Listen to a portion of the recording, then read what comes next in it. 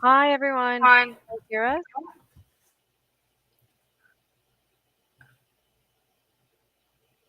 All right.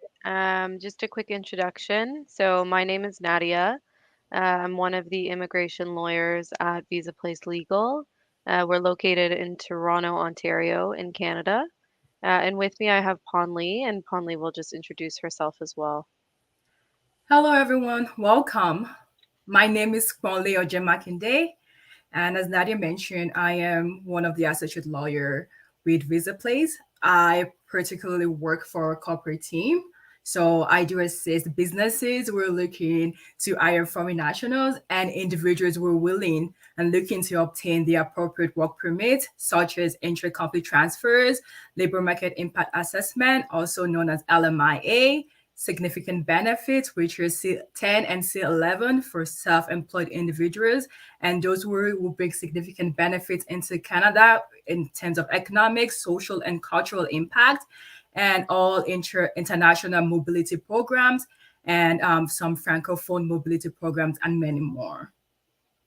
Great. Thanks, Pon Lee. On my end, what our team works on is more permanent residence base that is not economic. So when we're talking about spousal sponsorships, family sponsorships, as well as some temporary applications like study permits, visitor visas, and of course all litigation or humanitarian based files. So I'm just going to go a little bit through what the agenda is today and what you can expect within this next hour or so. So first, we're just going to go very briefly over some of the changes in the next that have occurred in the past month over the next year. Pon Lee is also going to be talking a little bit about LMIAs and give you an idea about how that works. She'll also be reserving some time for questions on the LMIAs specifically. Myself, I'll be talking about humanitarian based files. Considering some of the new changes that Immigration Canada is going to be making, it would be a really good idea for us to get a bit of an idea and for everybody watching to see what options that you might not actually have heard of and see what's out there for you. At the end, if there's a topic that we didn't cover, we'd be happy to do a few questions and answers on anything that we can really speak to. So if you have anything that we don't get to, just rest assured we'll do our best to address it near the end of the live. And I guess with that kind of intro, I'm just going to get started in terms of some of the changes that we've been seeing. So, if you follow a little bit of immigration, you'll know that we have a new immigration minister who has taken over and has his own plans and initiatives for the next year. So, the first and most pressing, I think, a change that's happened is with regards to travel restrictions, which just got released yesterday, actually. And the change is that fully vaccinated travelers will be able to enter Canada with a pre arrival antigen test. Unvaccinated children travelers will no longer have to isolate for 14 days and international flights to all Canadian airports will resume. This is starting February 28th. So if you're going to be arriving into Canada before then, it's not applying to you. It's going to be February 28th onwards.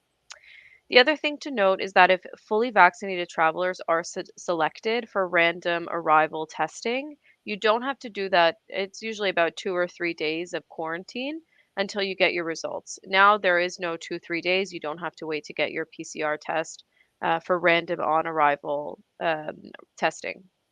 The pre arrival antigen test that you now need as of February 28th must be approved by the country travelers are coming from, and they must be taken no more than 24 hours before arriving at the border on their scheduled flight. Taking a rapid test at home is not accepted, and that will not meet the pre entry requirements. The last thing to note is for unvaccinated travelers coming to Canada, you will still be tested upon arrival. It will not be random. It will be mandatory testing upon arrival. And you will need to do a test on the eighth day of your quarantine, as well as fulfill the full 14 days of quarantine. So just keep that in mind. This change, as I mentioned again, just happened yesterday and will come into effect February 28th. So just to repeat for anybody else who just trickled in really quickly, Fully vaccinated travelers will be able to enter Canada on a pre-arrival antigen test, so no longer PCR, and it must be done 24 hours prior to arrival, and there is no more quarantine put in place. The second change that we're going to be looking at was just released about a week or two ago from the new minister. His name is Sean Fraser. And the plan is that the goal for Canada is to have 431,000 permanent residents come in, which is an incredibly ambitious goal. This is something to happen throughout the next 3 years. So this year, 2023, and 2024. This is very ambitious. We do have quite high hopes for the new minister in terms of what changes he's going to be implementing. Now, what that 431,000 permanent residents looks like is going to be done through various methods. So there's not going to be just one type of permanent residency that's going to get you through the door under this quota. There's going to be various types. So first off, just to give you some insight, the 431,000, that's basically 1.14 of Canadian population by 2024. The long-term focus is on economic class growth. So it's going to be about 60% of the admissions, which is more than half, obviously. So we're going to be seeing, if you're working in Canada, if you have job opportunities, this is really going to open a lot of doors for you. Simultaneously, they're also going to be reserving some programs for more vulnerable populations. So, one, for example, would be humanitarian based applications. Another one that we have been seeing very commonly has been refugee claimants. So, refugee claimants can be affected in two different ways. First is a wonderful new program for people who work in the healthcare industry who are refugee claimants in Canada. They have a program in place now and they're going to continue this program. So if you are in Canada as a refugee claimant and you work in the healthcare system, there will be and there are various routes for you to obtain permanent residency besides just going through the regular refugee process. The second aspect of refugee cares is with regards to outside of Canada refugees. Predominantly, a large majority of this is going to be Afghan citizens who are outside of Afghanistan and registered with the UNHCR. They would be able to come through private sponsorship, which the firm is able to help you with, as well as government assisted sponsorship. Now, this plan also recognizes the importance of family reunification. And I'm sure there are multiple people on this call who have been impacted by the incredible delays that we've been seeing for whether it's spousal sponsorship or any other type of family sponsorship. So, the minister is working on by the end of the year for all outside of Canada sponsorships to come back down to the 12-month processing time, which is the regular standard for outside of Canada sponsorships.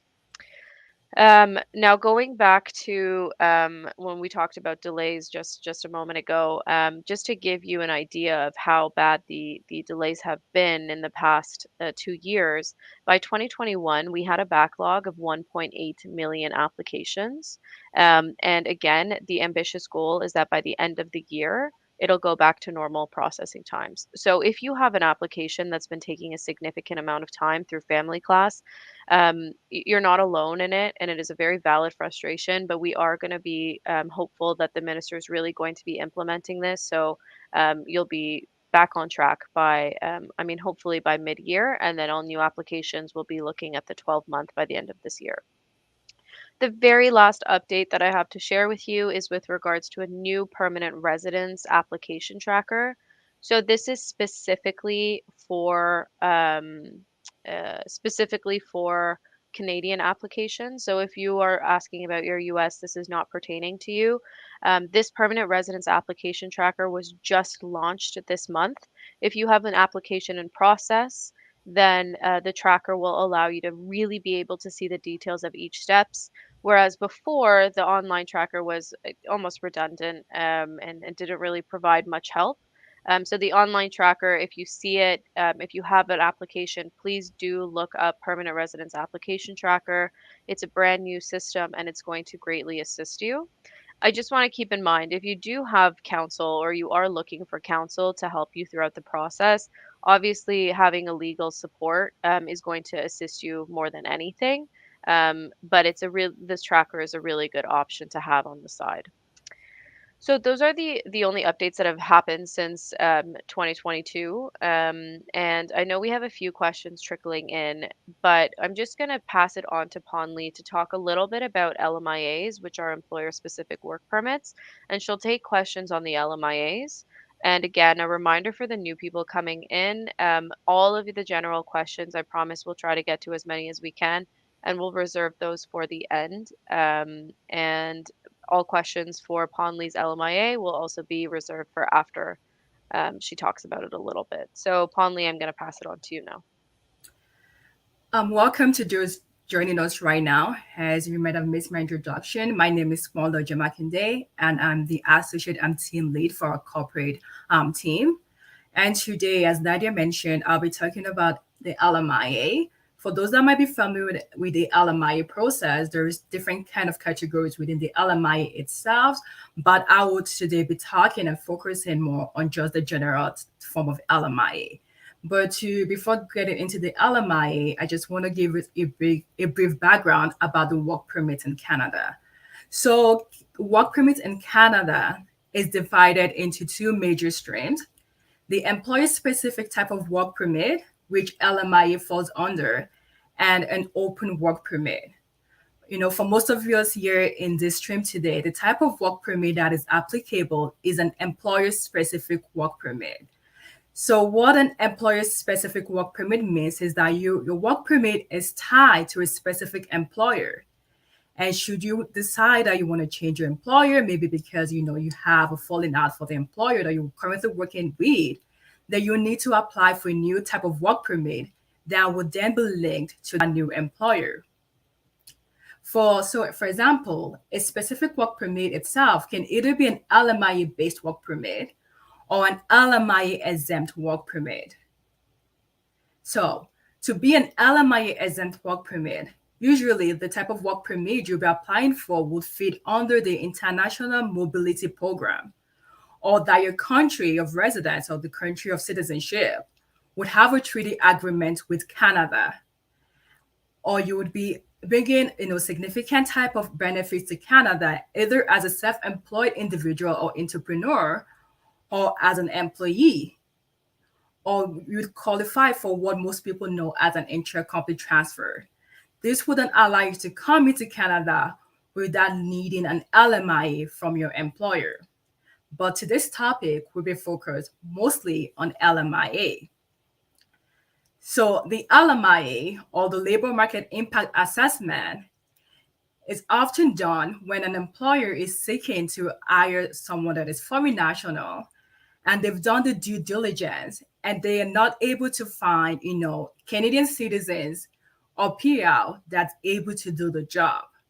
And of course, the foreign national they're looking to hire doesn't fit into any of the exemption for an LMIA, and therefore the employer would then need to do an LMIA.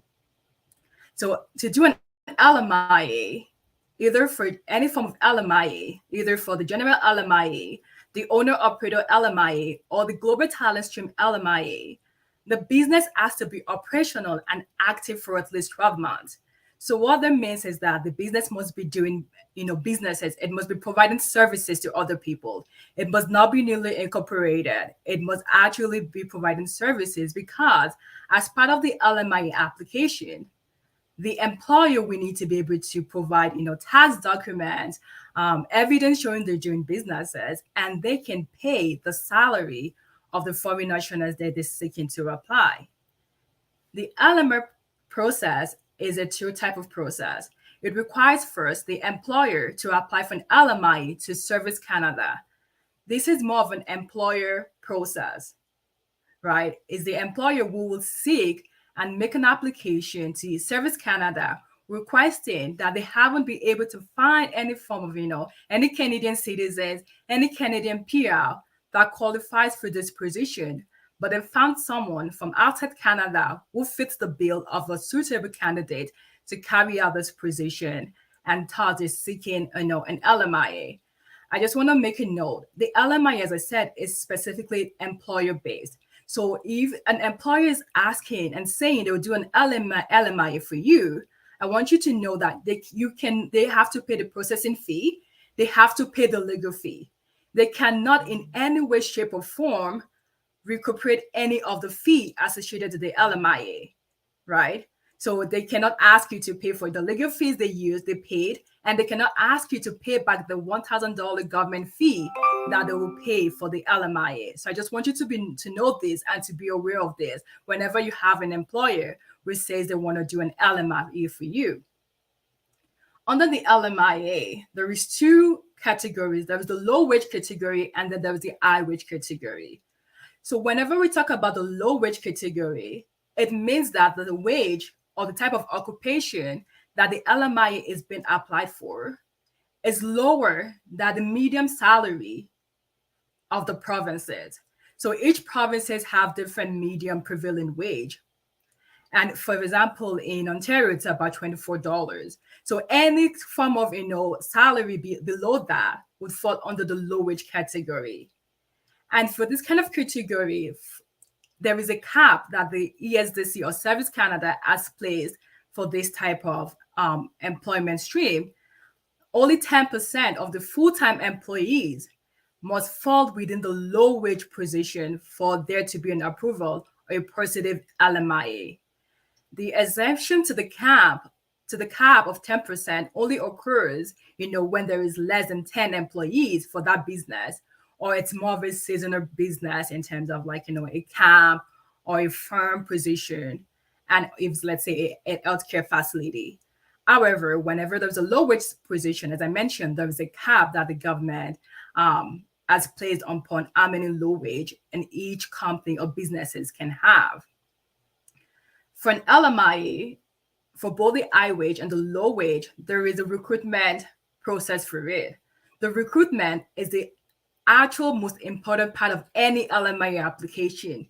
It can make or break that application, even though the business might have a difficult finding employees to fill the position.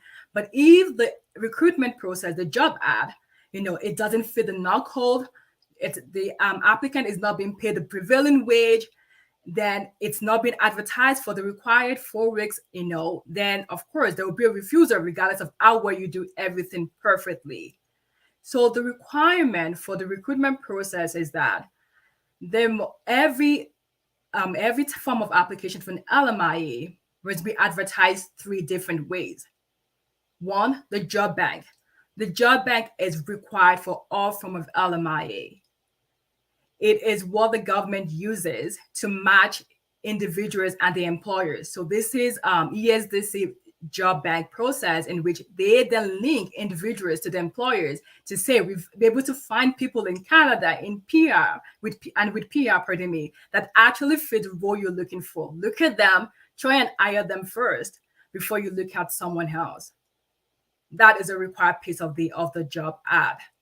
And then you can choose to either, advertise on Indeed, Workopolis, other, job advertising platform that you chooses, to advertise in. But you also want to note that you should also try and target, underprivileged or underserved individuals for that kind of position to be able to accurately show that, you've done your due diligence and try to hire Canadians or permanent residents. And as mentioned, the duration of the ad must be for 4 consecutive weeks before we can submit any form of application. And if any advertising is below that, it will be refused. And it's required and at least one of the advertising is live even after we submit the application to be able to show that the employer is continuing to make effort, in trying to hire Canadians or PR citizens. And like I mentioned, for the advertising, what is really, really important is, the null code and the wage.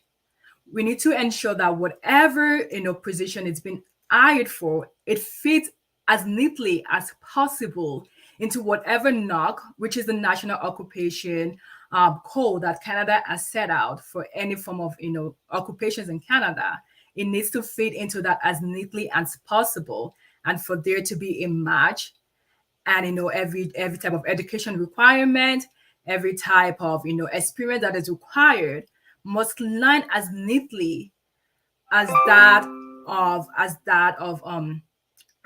the null code. This is where a lawyer is very important in this process. Whenever we do an LMI application, we ask for the resume of the foreign national. We ask for a draft of the job ad, and we look at the null code.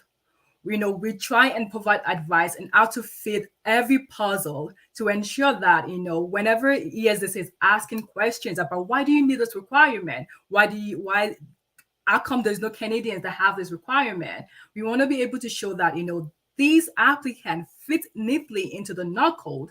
Their job experience, as shown on the resume, also fit neatly into the NOC code. And often people will miss that by just saying, oh, this is what I want, for my job, which, yes, it's true. It's accurate, but you also need to ensure that every puzzle fits as neatly as possible for there to be a successful chance of an LMI approval.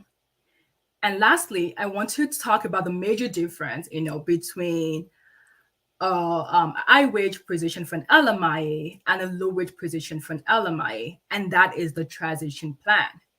So for a low wage LMIA, there is no requirement for a transition plan, but for an high wage, there is a requirement for a transition plan. So the transition plan is for the employer to take any form of recruitment activities or any form of options to be able to retain Canadians and PR. So they need to be able to show that by hiring these foreign nationals, Canadians and PR of the employees will benefit, such as they won't be laid off, or like the foreign national would train the new team members so that they can have the knowledge and the skills that the foreign national has, that everyone else, the Canadian citizens or PR employees are actually missing. So this is an important piece of all high wage LMIA, in which there needs to be a transition plan. So after an LMIA has been approved, then we come to the second part of the application, which is the work permit process. The work permit process can either be a part of entry application for those who don't require a visa to come into Canada. And for those who require a visa to come into Canada, the application must be submitted online, and the officer will assess the application and ensure that you meet the requirement of a work permit before you can travel into Canada. So when it comes to the work permit, your employer can choose to decide to support you at that end, or you can choose to move forward on that process at that end.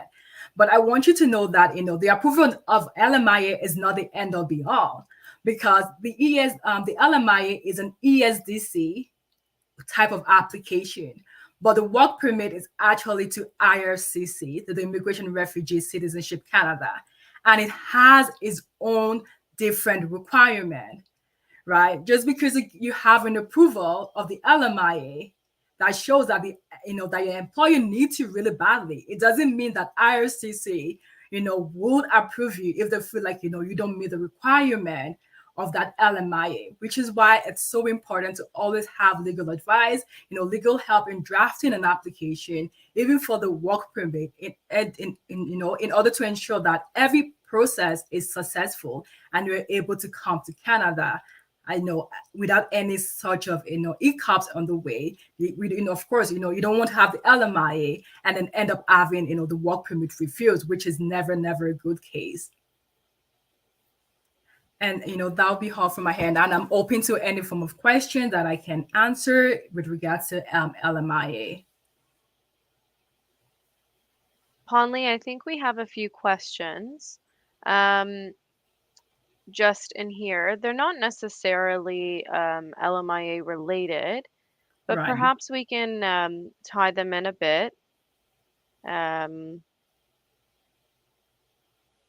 there's Right. anything that you could get to. Yeah, so I think I'm going to start with one of the first question, which is, how can I apply for a work visa for Canada?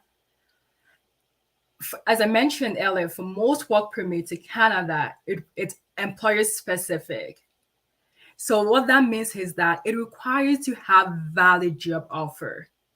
you need to have an employer who is willing to hire you, either through an LMIA exempt work permit. For most people, US citizens, they're really, really privy to a lot of options that is LMIA exempt, or through an LMIA.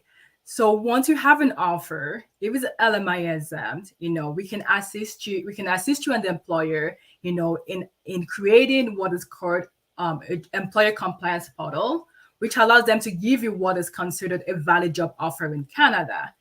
And for those who requires an LMIA, a valid job offer in that extent would be applying for an LMIA.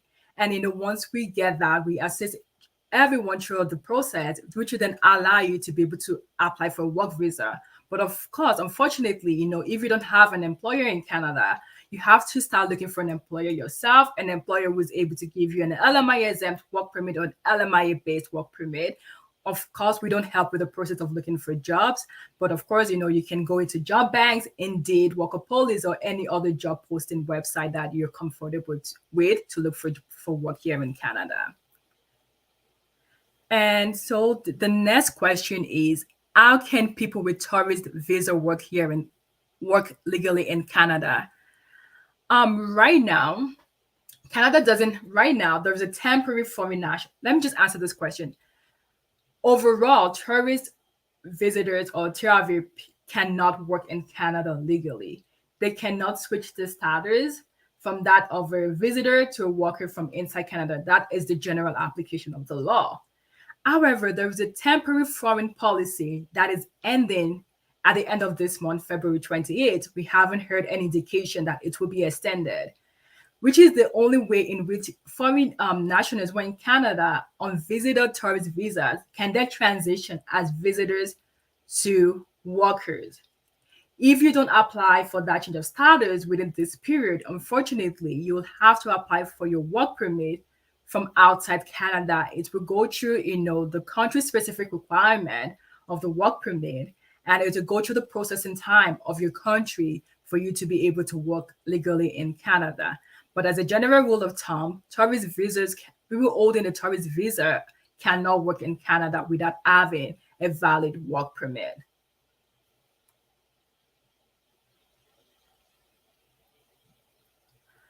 So our next question is, there is someone from Pakistan who wants to immigrate through the PNP, and how can they get a nomination letter?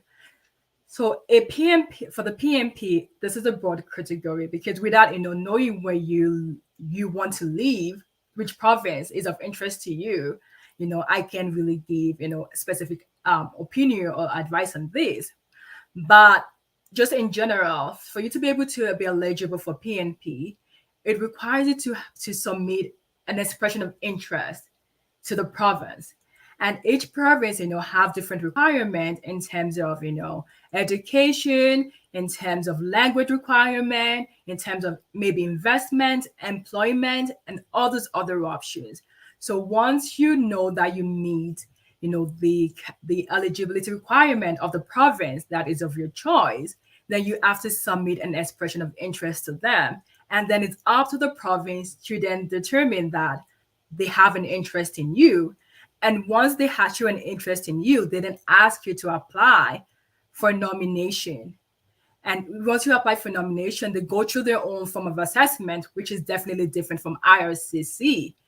And once that assessment is met and they deem you, suitable for the province needs, then they would then give you a nomination certificate, which you can then use that nomination certificate to apply for permanent residency with IRCC, which then undergoes its own different form of assessment by the federal government in order for you to get your PR. But I just want you to know that a nomination itself, from a province is not the same as having permanent residency. It just makes it a little bit easier, for you to obtain your PR in the long run.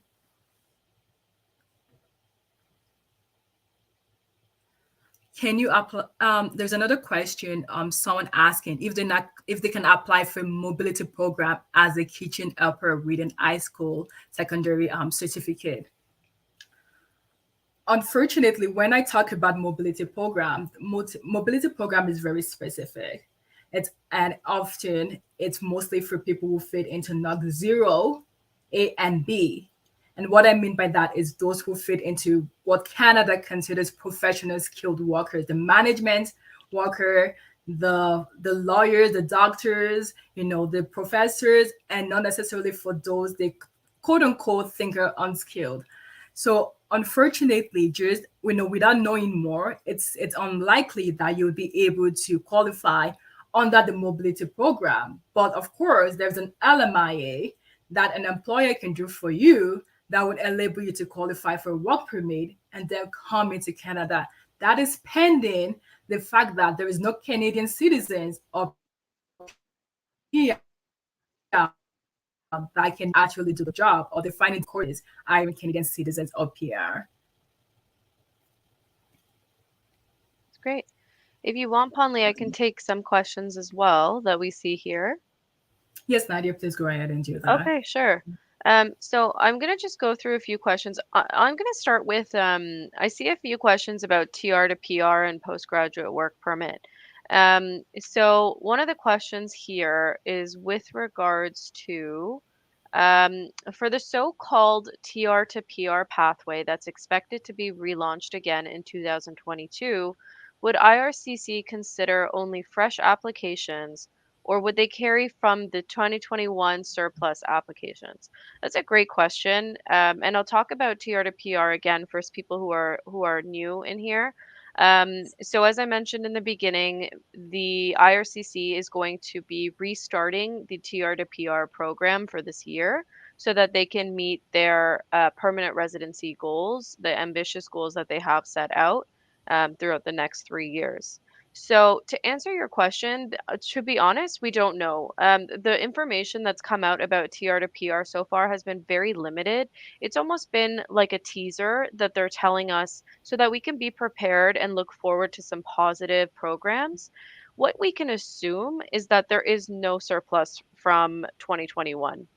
I say that because as Ponley and I both have gone through experience of doing the 2021 TR to PR, it wasn't a case of, let's say, parental sponsorship where you submit an expression of interest and perhaps some people will be picked, some won't. What happens with TR to PR is that when the program was filled, it shut down. So there shouldn't be anybody that's necessarily lingering from 2021. I've heard that there was, accidental people who got through the program even when the cap was reached. In those instances, I'm not quite sure if those people have been able to get their TR to PR through. That's not someone that we've had at our firm that we can speak from experience. But honestly, it's a great question. And I think if I were to say, it would be new applications applying for the 2022 TR to PR. Speaking of TR to PR, the other thing I'll mention for anybody who is new and doesn't know too much about the program, it's an incredible program that what we've seen in 2021 allowed recent graduates in Canada who have jobs to be eligible to apply through permanent residency. And these jobs don't have to be high skilled positions. So that's what really separates it from a program like Canadian Experience Class in order for you to apply for PR. If you're working in a non high skilled position, so something like a sales associate position, a cashier position, something like that, and you're freshly out of school, then it's a really great program for you to fast track in getting your PR. The other option for TR to PR, what it was last year, quite frankly, Ponley, I don't remember what the second program was. Do you remember? I think it was it's not Essential. the essential workers and Right. healthcare. Right, you're right. So it's possible that's going to happen again. I mean, I'm not sure. Obviously, the essential employment and healthcare workers was very appropriate for the times. So I don't know if that's going to be the same program. I think it would be a great idea for them to continue it, and it's very possible that again we'll be doing essential work. If you want to know what defines essential work, there is a list you can find on Immigration Canada. Just be prepared and remember again, there is no certainty that this is going to be the same for 2022. But essential workers are essentially, like we said, sales associate, cashier-based positions, cleaning services, and then of course the healthcare sector. So we can look at that for the TR to PR. I also saw another really great question about postgraduate work permit. So um, for the postgraduate work permit, if you're looking to renew your postgraduate work permit or wait for TR to PR, I mean, those two things are not mutually exclusive. You can absolutely just do both because the TR to PR is a permanent residency based application, whereas a postgraduate work permit is a temporary based. So if you are eligible to renew your postgraduate work permit, then don't wait for the TR to PR, particularly because we don't have many details, and do absolutely capitalize on being able to renew your postgraduate work permit if that's an option for you. I'm going to skip to the next question. Someone quickly asked, I'm still waiting for 18 months for my fiance to get her visitor visa. I used an immigration lawyer. Is this normal? It depends. To be honest, processing times for visitor visas are dependent on a few things. Number one is urgency and ability to travel. Did you show proof of vaccination? Did you show that they meet the travel exemptions at the time that they applied? Did you include the exclusive family relationship at the time when you applied? And it also depends on the specific processing time. If you've done all of these things, then Immigration Canada does recommend in the instances where there's been a change of circumstance that you are to withdraw your previous TRV application and submit a new application through the same portal. So some clients like to do this, some don't. The rationale for it is not entirely clear, in my honest opinion. It should be going on first come, first serve basis. For example, if someone submitted a TRV in 2020, um, they're going to be at the bottom of the queue, essentially. And I know the rational thing is that you should go with people who've been waiting for the longest, but that's not the way immigration has been doing it. So for this person who asked the question, make sure you've done everything you're supposed to. Ask your lawyer if they've done everything they're supposed to keep it updated. And if there's been a change in circumstance, then you should probably withdraw your TRV and re-upload it, ensuring that you've noted all the ways in which you meet the travel restrictions. Okay. The next question we have is there an age limit to apply for a visa? The short answer is no. It does depend, obviously, on what type of visa you're applying for, but the short answer is no, because for whatever age you are, there is a specific visa that you could apply for. Um, and the next question we have is there any way to get biometrics done beforehand as a standalone thing, or can that be done as part of a PR application through Express Entry? No, you cannot do your biometrics beforehand. You must have the biometrics correspondence that comes through on your application. It's going to have your UCI, it's going to have your identifying information, and you should do it only when you receive that request. Now, the reason for that is because the IRCC agent receives your biometric results within 5 minutes of you completing your biometrics, and it goes directly into your file. So it causes absolutely no delay for you to wait to get your biometrics correspondence and then do it. Because, like I said, in under 5 minutes, I heard it's instant. But I mean, 5 minutes is the most that you would possibly be delayed. Okay, I'm going to take one more question before we talk about humanitarian based. And it's a question from the earlier questions, which was, what is the processing time of an open work permit of a spouse and child, and how much funds are required, and how old should funds be? All right, let's break that down a little bit. So, what's the processing time of open work permit of a spouse and child? Um, I am unclear if this means open work permit is what you applied for your spouse, or if you are on an open work permit and you have your spouse and child as a dependent. So I guess I'll speak about it generally. Let's say hypothetically, you're waiting for your spouse's open work permit and your child's presumably TRV or study permit. Processing times, again, it really is country specific. So if you are in South Asia, so India, Pakistan, Bangladesh, those countries are facing significantly more delays than, let's say, the Middle East. So Abu Dhabi's office is moving a little bit faster. Some South American offices are moving a little faster, and then some Central to South African countries are moving slower, whereas North African countries are moving a little faster. So it really depends on the processing office, and processing times change constantly. Unfortunately, the average in which we've seen open work permits of spouse and child, if your spouse and child is outside of Canada, and let's say you're in South Asia, then you're probably looking at about 12 months. They are on a low priority list, unfortunately. So that's the horrible reality that we have to deal with. Now, how much are funds required? It depends. I mean, you basically just need to have a reasonable amount that shows that you can support yourself plus your spouse. The reason why funds is not as big of a deal for open work permit is because you are going to presumably be working when you come to Canada. So you probably want to show around 5,000 plus Canadian dollars. And it really does depend on your family size. It depends on what your purpose of visit and things like that. How old funds should be. Once you submit your application, your documentation is basically locked in. What you can do and what we like to do as practice is every few months kind of update and refresh the documentation, but it's not necessary for you to do. Okay.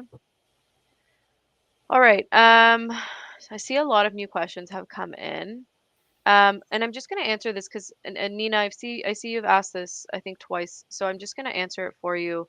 And it's a great question. The question is, with an open postgraduate work permit that I currently have, would I be able to get 50 marks of CRS score points against a valid job offer? So basically, what Nina's asking is, if I have a postgraduate work permit currently, do I get that 50 marks of the CRS score when you apply for express entry, if you have a valid job offer and not code A? If you have a valid job offer and you have the appropriate documentation, then the answer is yes. But I see that you wrote something. I'm a software engineer working for the last 1 year in Canada after doing my bachelor's degree. So as long as you have your 1 year of Canadian work experience and you do fall in knock A, as long as you get the proper documentation, which includes a offer of employment, then yes, you can get the score for that ongoing position.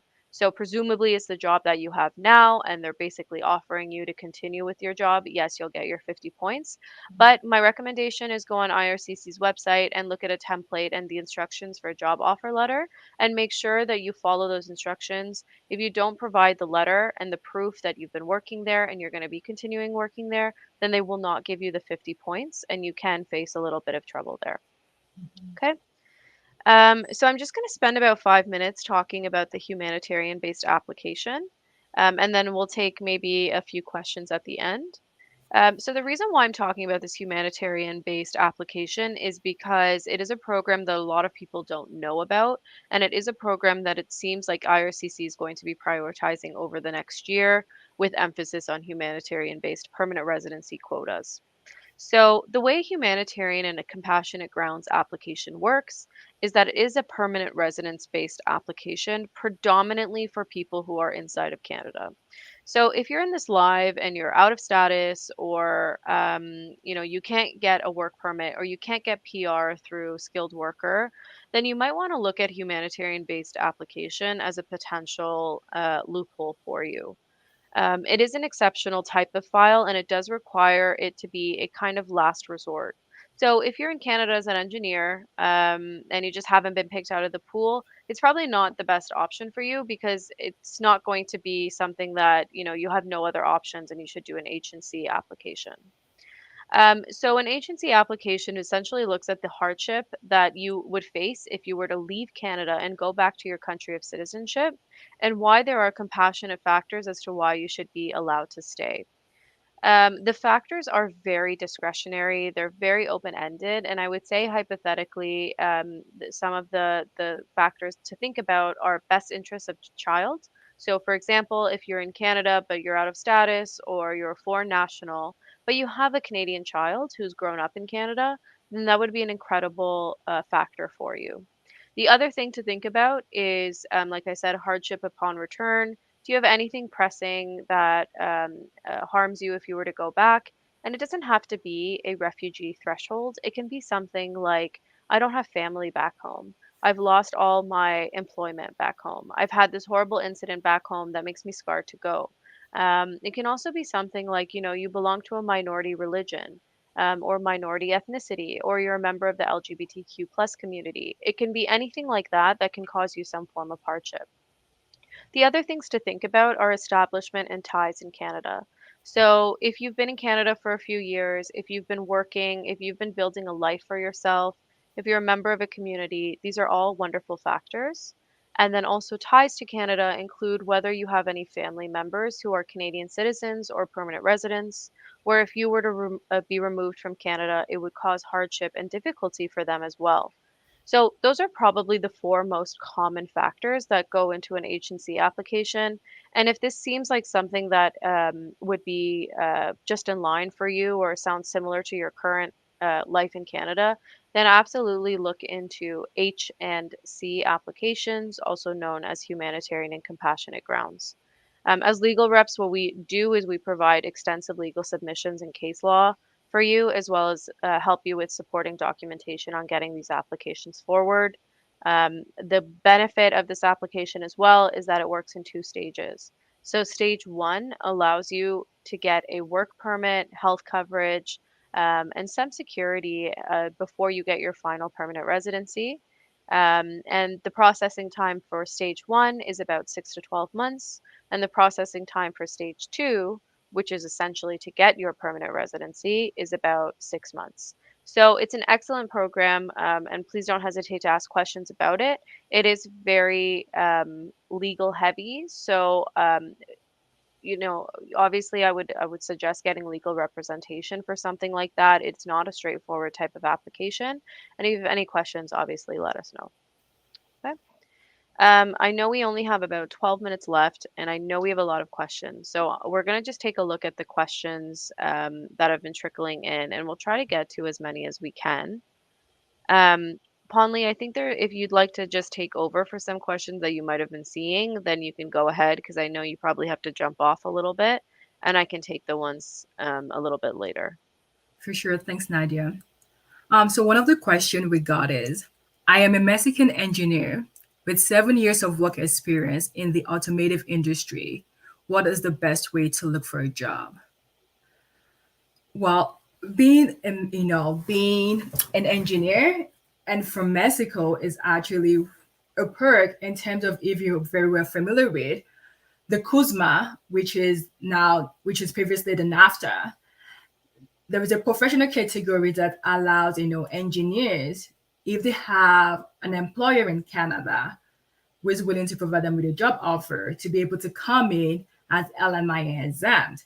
So this is a good way for you to come in. But of course, we don't help you look for any type of form of employment. It will be up to you to look for an employer in Canada by looking through Indeed, Workopolis, Job Bank, or any other job search forums that you might be that is accessible to you to look for an employer. But the good thing is that we know with the CUSMA NAFTA treaty, you're able to come into Canada as quickly, even doing a point of entry application. If you have an employer from within Canada who's willing to hire you, as long as you can show that you have your engineering degree and the nature of your job requires you to use some of your engineering skills for that position. Um,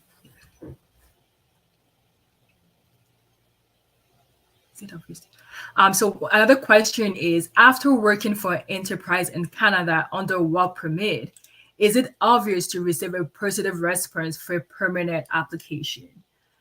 The answer would be, it depends. Everything with RCC is discretionary. Even though you've worked, in Canada for a year, 2, 3 years, it doesn't guarantee that you would end up becoming a permanent resident in Canada, because that requires a different level of assessment. It requires you ensuring that you meet the language requirement, you're able to show your education, you have no form of criminality, there is no health, inadmissibility, and all those kind of other, layer ons that would make you become a permanent resident in Canada. A work experience itself, it's not the end of be all in ensuring that you have a positive response for permanent residency.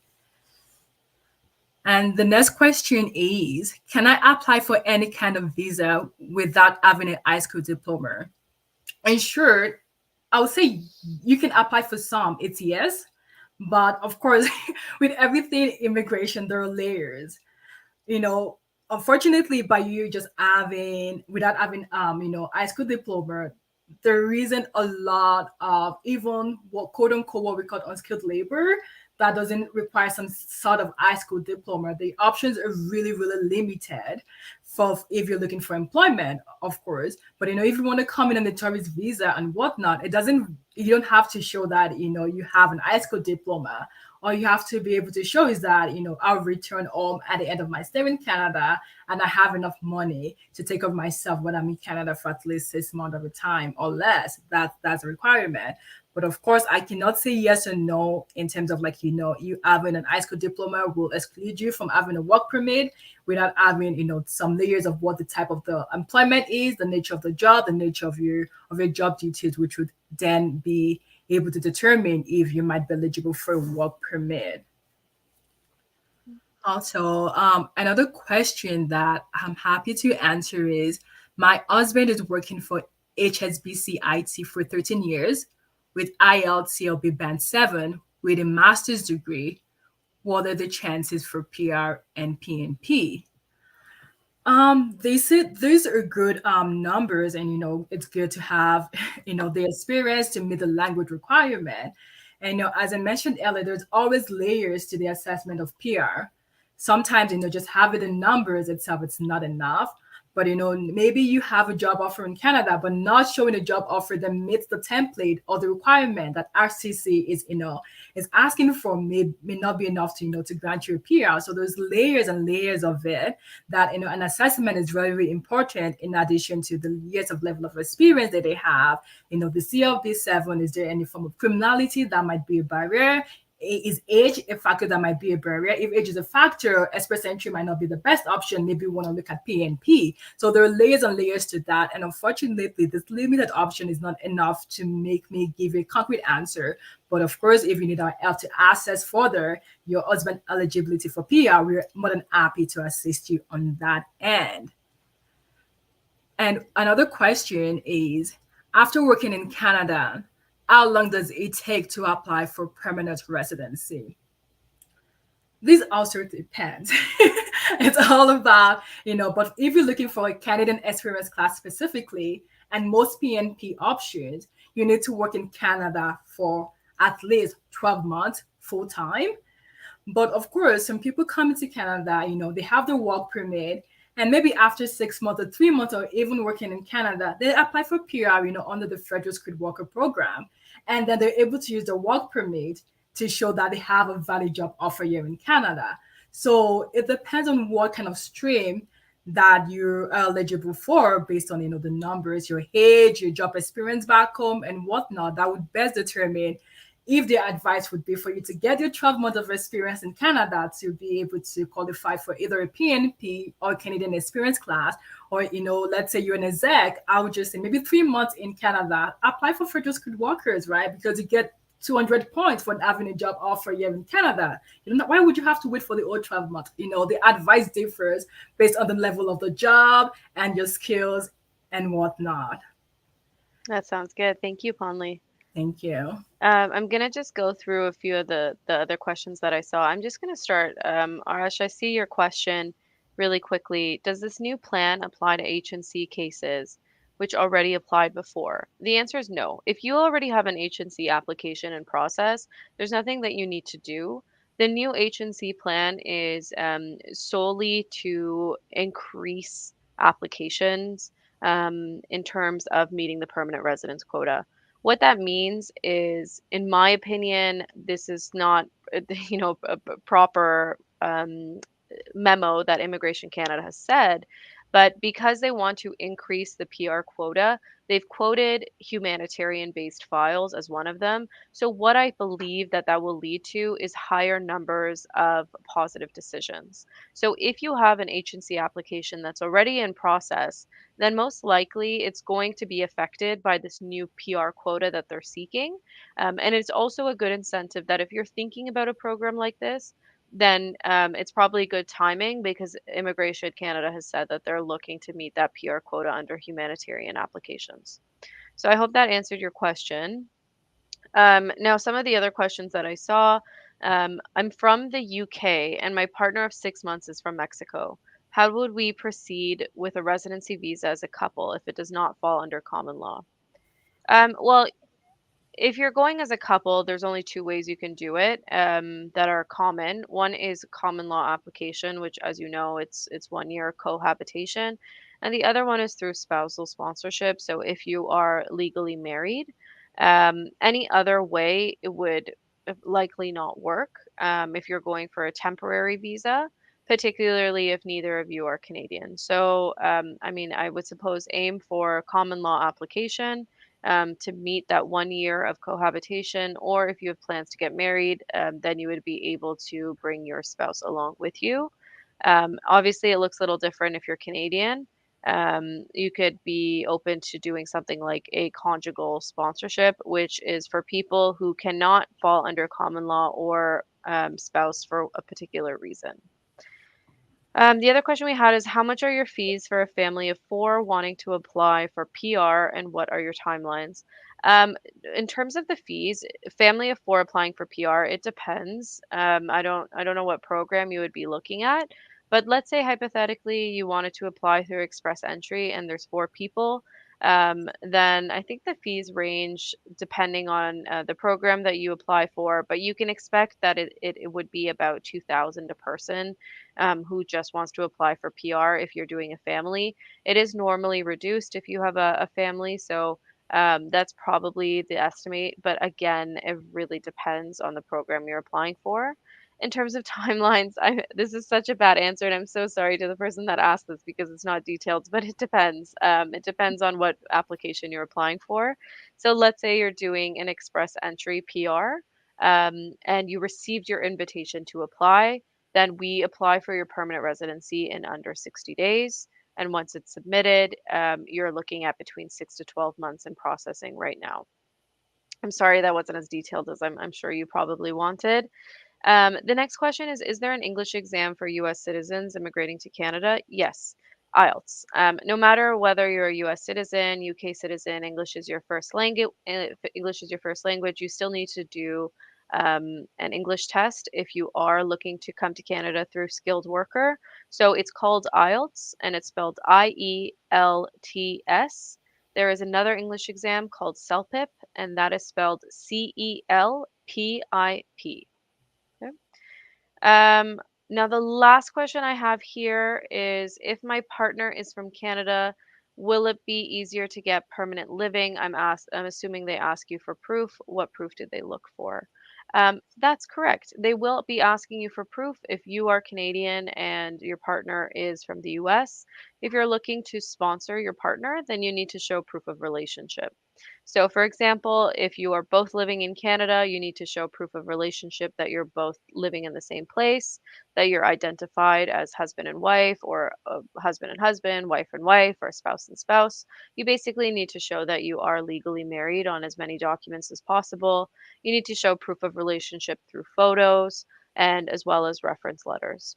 That's just some of the items. And if you are living apart, then you need to show proof of your communication, correspondence, as well as trips to see each other and how you basically keep in contact both in person and remotely. Again, photos, reference letters would also be needed if you guys are living in two different places.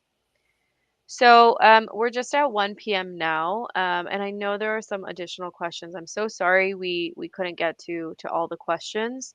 Um, Again, my name is Nadia. I'm one of the associate lawyers at the firm, and that's Pon Lee, who's another associate lawyer at the firm. Please feel free to contact the firm with any questions, and if you want to speak to us directly, just let somebody know when you contact us if you want to set up a consultation. The firm would be more than happy to do that for you. We really look forward to helping you in any way that we can. And I sincerely hope that we were able to help you even just a little bit.